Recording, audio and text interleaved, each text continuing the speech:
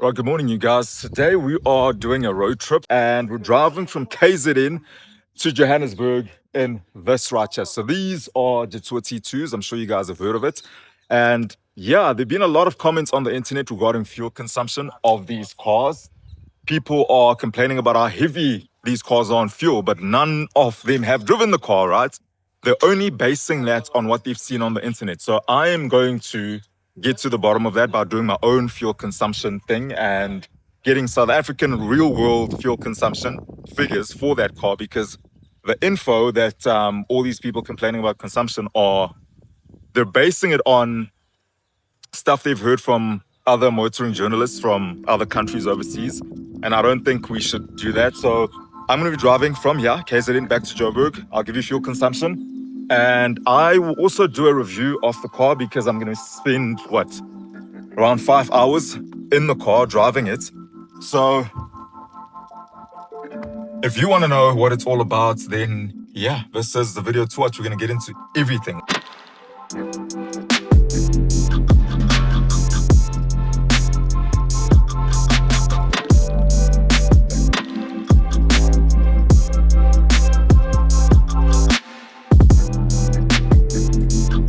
So yeah, it is a spacious car. That's the one thing that really does stand out. You do feel the sense of space in the T2. And I say this a lot for those of you who do watch my other reviews on TikTok. And what I always say is that the Chinese listen, right? And the one thing that we've complained about, or at least I've complained about, and I think many others, is the fact that these cars generally come with a big screen, which this does have, but you also get everything shoved into that screen. So there aren't any physical buttons to adjust your aircon, etc. And they've just listened. So your whole aircon system, like the entire thing, from temperature adjustment to the fan speed, like all of it, there are buttons for that here so that you don't have to dig in a screen to get to all of that, which I really love and I appreciate that. And you also get a host of other buttons here. Traction control off, camera on. What else? Hill descent control. So I do love the fact that they have added buttons and things like that. Now this comes in two options, the T2. You do get a 1.5 liter version of this, which is the lowest spec, and you also get a 2 liter, which is what we're driving today. Now the one thing I must say up front is that the Jetour T2 is a huge jump from the Jetour Dashing and X70 Plus in every single way. Obviously, one of the most notable ones is design. I mean, the other two do look good, by the way. Let's not get that twisted. But the build quality of this is just, it's changed the game, essentially. I always say in my reviews that GWM is probably right at the top in terms of Chinese brands and build quality and just a car that you can feel is going to be around for a long time and it's not going to crumble and break apart and, you know, all of that other stuff that other brands are known for. GWM is just so good. They're built so well. And I think I can safely say that Jetour has finally joined that club with the T2. And yeah, it's so good from a build quality perspective. The doors, when you pull them, you feel that weight and that clunk when you close the door. Like every panel feels solid.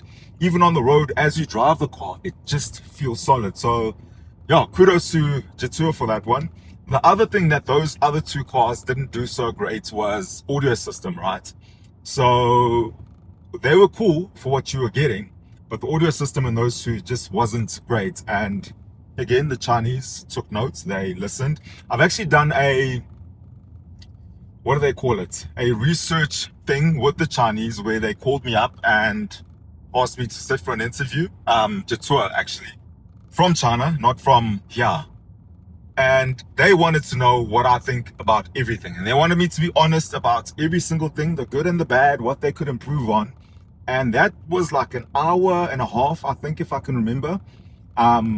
Long sitting and answering just all these questions. So that's part of what they do to improve on their products. And I just wish that all the other car manufacturers would do the same. Just like listen to your people, listen to the people that buy the cars, listen to the people that drive the cars. The Chinese seem to do that very well. So yeah, they've added a Sony audio system to the T2. So that has taken away that whole issue with the audio system and the sound quality of it, because Sony is pretty good.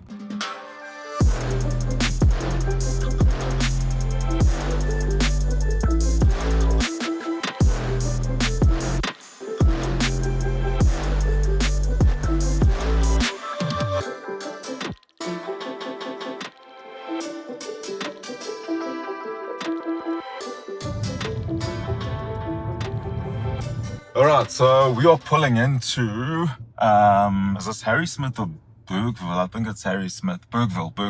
Bergview, not Bergville. Listen to me. This is probably my favorite stop when I do travel between Joburg and Durban.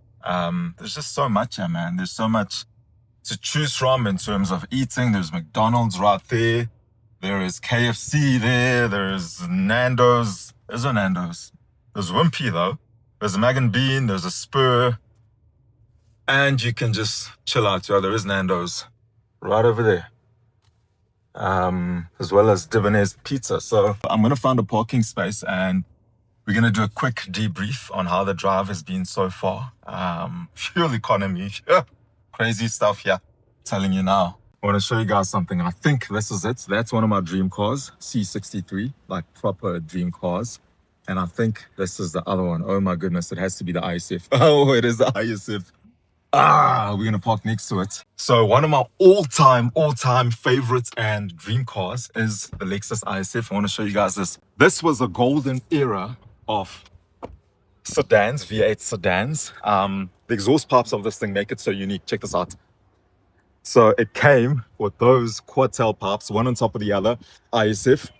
This thing had a 5-liter naturally aspirated V8, and it still does, obviously. And yeah, they're so rare to find. You just don't find them. Oh my goodness, man.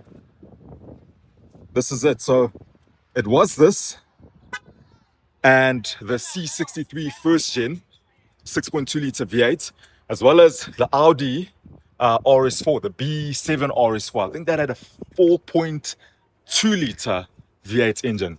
That was the golden era. And when the money's right, I'll probably have all three in my garage. I do love this spec. This is the highest spec of the Jetour T2. And obviously you are getting it in matte black. The one thing I like about the design is how refined and yet rugged the car looks. So it looks super refined, smooth lines and. But you also get that rugged look when you get these handles on the bonnet. It's not that they work or they do anything, because the bonnet opens this way. It doesn't open the other way around. We're sitting on all-terrain tires over there. And obviously cladding around the wheel arches. The refinement comes in those daytime running lights. I think they look superb.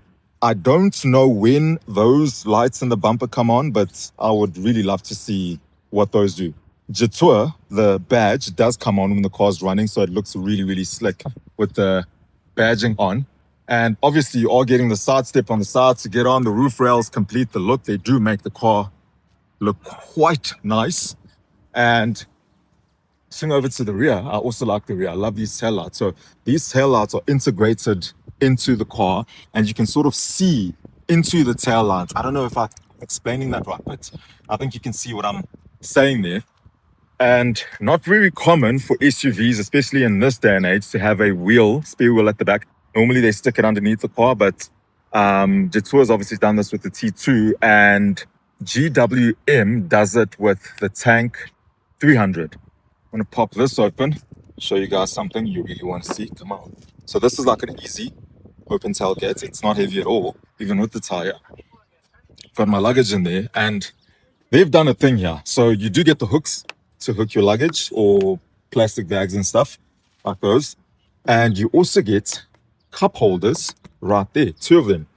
I think that is a really, really slick move, because you can essentially then sit back. Obviously, a lot of space. You can sit. I can sit with enough headroom, especially if I'm in. Obviously, my bag's here, so I can't really sit inward. But I did yesterday, and I did try it out, and it worked perfectly. And you can kick back with whoever you want to kick back with in the back of your T2 and have your drinks over here, there is actually a bottle opener that they fitted. Not that we condone drinking and driving, but yes, you do have a bottle opener. Once you've opened your bottles and your drinks, you can stick them in there. So I think those are really, really cool touches. You can also hook stuff and do things, luggage. The boot is not that big. It's not small, but it's not a great size boot. I mean, for a car like this, you do expect more, but I think, if you're a single person or you're a person who has, I don't know, a partner or something, this is more than enough. This is decent boot space. It's not a lot of boot space. It is decent. And of course, you can conceal your luggage just like that. So we're going to shut this down and I'm going to talk a bit about fuel consumption, which has been interesting. So talk about the drive. The car does have adaptive cruise control, which, you know what, I'm very firm when it comes to adaptive cruise control because very, very few brands get it right. For those who don't know, adaptive cruise control is basically setting up the car, cruise control, and the car then steers itself if it has lane keep assist, which this does have, but it's not great, so I'll turn it off. And it keeps the distance between your car and the car in front of it. So if the car in front of you is doing 100 and you come up at 120, your car will slow down and match 100 until the car moves aside and then starts accelerating back to 120. Mercedes-Benz and BMW are the only two brands that I've driven that have gotten that right. Every other brand, it doesn't work properly. The car brakes on its own when there's nothing in front of it and just gets a fright and literally goes hard on the brakes, which gives you a fright because you're actually still in the driver's seat and you're looking and you can see that there's nothing there. And it's no different here. It isn't perfect. It does glitch from time to time, but it's not unique to Jetour, I'll tell you that. Fuel consumption is not looking good. I'm going to tell you that. We have been averaging, okay, so it's not looking good. It's above 9 on the open road. Like on the open road, it's above 9 liters per 100, which is not looking good. I'm not going to tell you the figure now because I want to give you the final figure at the end of the journey. But halfway through, we are sitting at above 9 liters per 100. And my range, if I can get that, why is it not? Oh, my range is 379 kilometers, which is not bad. I mean, I will make it to Joburg, obviously, on this single tank. I had 400 odd kilometers to start with. So let me catch a snack over here in Berg View. I think I said Berg View. And then get on the road and we'll talk about the outcome of this entire thing when I get to Joburg. There it is, guys. There it is.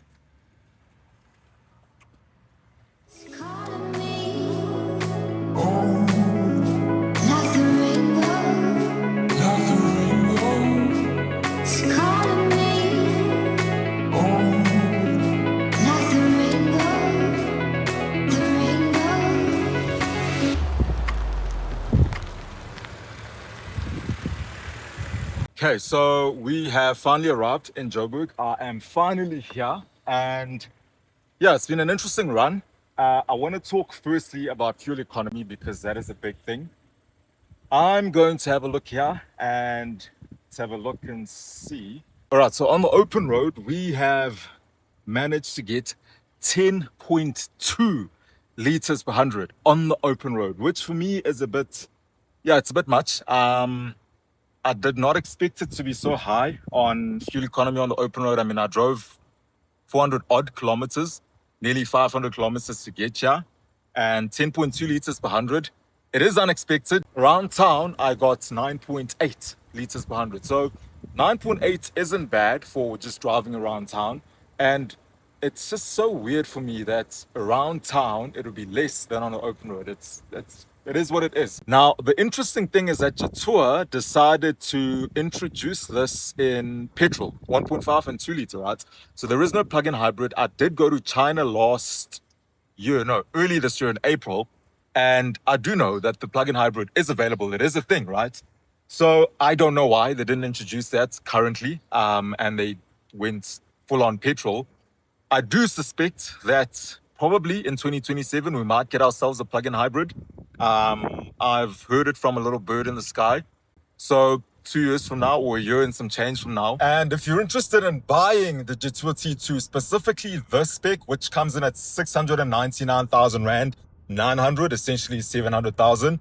I know a lot of you want to know about cost of ownership. So you're going to be paying 15,660 Rand per month, and that is excluding insurance. So if you factor in everything, including insurance and fuel, you're probably going to end up paying around about 20,000 Rand per month to own one of these. Let me know what you think about the fuel economy. Is that a factor for you? Is that too high for you? Or is it par for the course? You know, it's a car this size.